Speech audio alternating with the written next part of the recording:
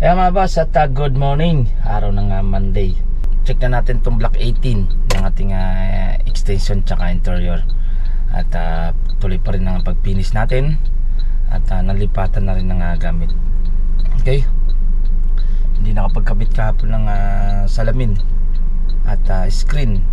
Patented din naman yung ano nyan. By alam ko ngayong week.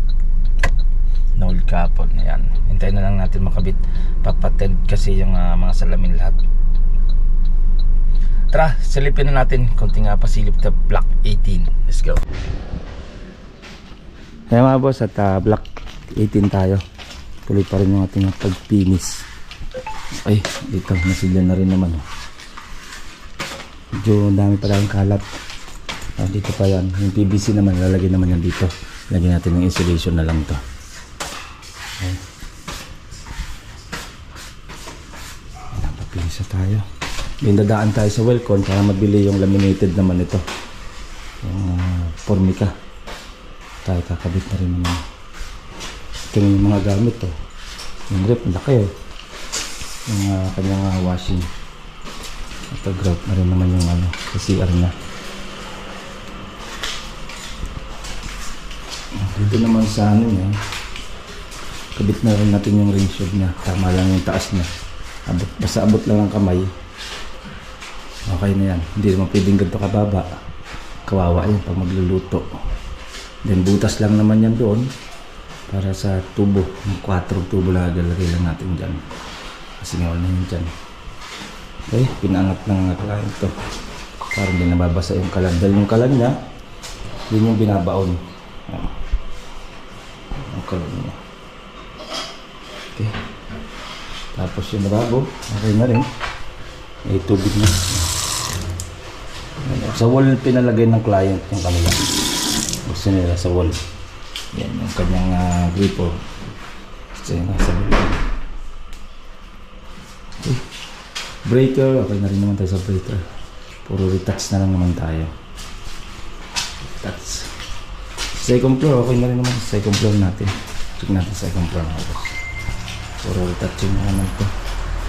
Okay, dito naman sa ating ayan, okay na rin naman yung ating hagdan. Ayan, basta tayo. Okay. At yan bago turnover naman, konting retouch na rin naman ito.